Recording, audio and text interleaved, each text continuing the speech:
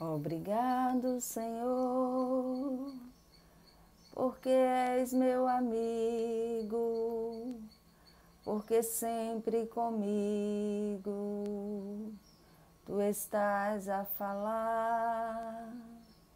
Escondido tu estás no verde das florestas, nas aves em festa e no sol a brilhar. Laia, laia, laia. Santo dia, meu irmão e minha irmã. Bom dia.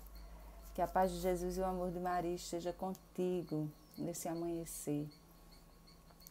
Que possamos meditar o Santo Evangelho de hoje, que é fortíssimo, que vem nos exortar. O Evangelho está no livro de São Marcos, capítulo 9, versículos 41 aos 50. Te convido a meditar nesse momento comigo. Evangelho de Jesus Cristo segundo São Marcos, glória a vós, Senhor. Caridade para com os discípulos. De fato, quem vos der a beber um copo d'água por serdes de Cristo, em verdade vos digo que não perderá a sua recompensa. Se alguém escandalizar um destes pequeninos que creem, melhor seria que lhe prendessem ao pescoço a mó que os jumentos movem e o atirassem ao mar. E se tua mão te escandalizar, corta-a. Melhor é entrares mutilado para a vida do que, tendo as duas mãos, ires para a jena, para o fogo inextinguível. E se teu pé te escandalizar, corta-o.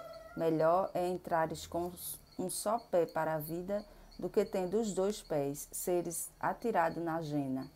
E se o teu olho te escandalizar, arranca-o. Melhor é entrares com um só olho no reino de Deus, do que tendo os dois olhos, seres atingidos na jena, onde o verme não morre e onde o fogo não se extingue, pois todos serão salgados com o fogo.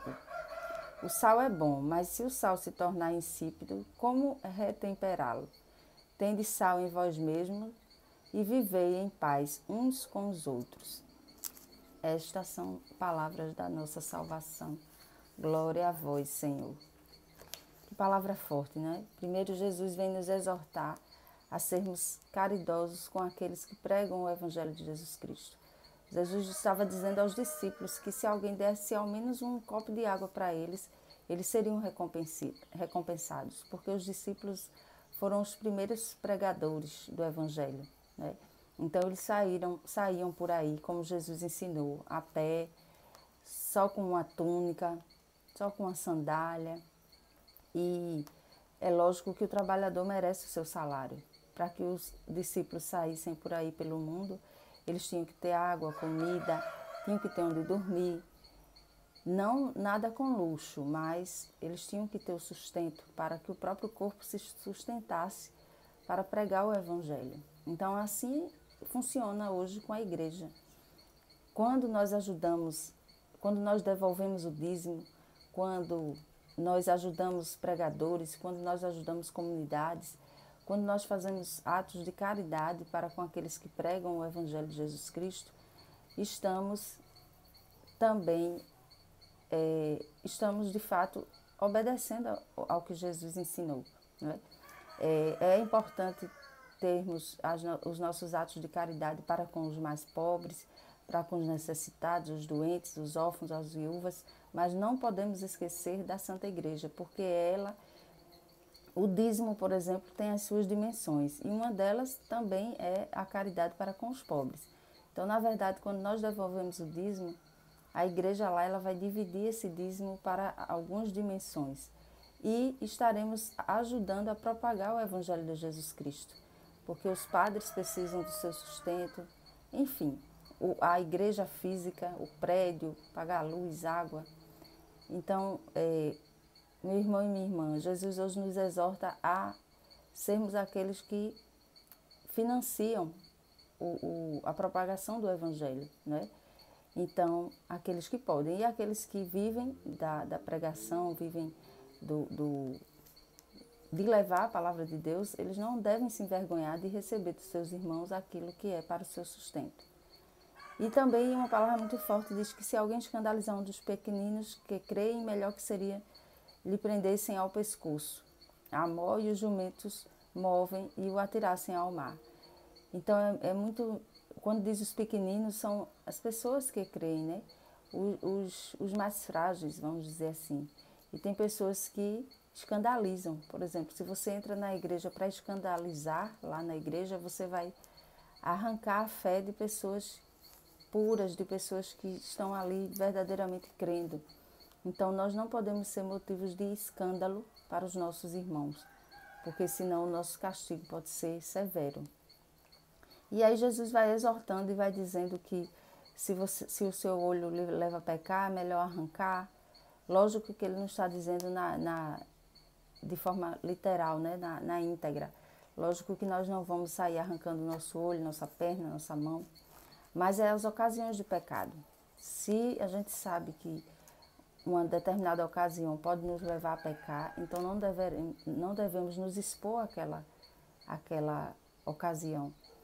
E se nós mesmos nos levamos a pecar, né, o nosso jeito, se nós colocamos os nossos dons a serviço do pecado, então devemos refazer a nossa vida, devemos nos orientar segundo a palavra de Deus e ver o que precisa ser cortado na minha vida, o que precisa ser cortado na tua vida, meu irmão e minha irmã.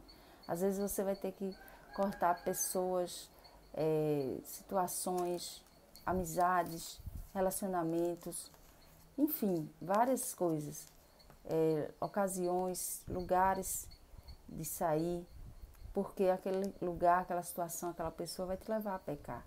Então, infelizmente, você vai precisar cortar da sua vida. Com amor, né? E continuando a amar a todos, mas as situações de pecado precisam ser evitadas. E, por fim, diz, pois o sal é bom, mas se o sal se tornar insípido, como retemperá-lo?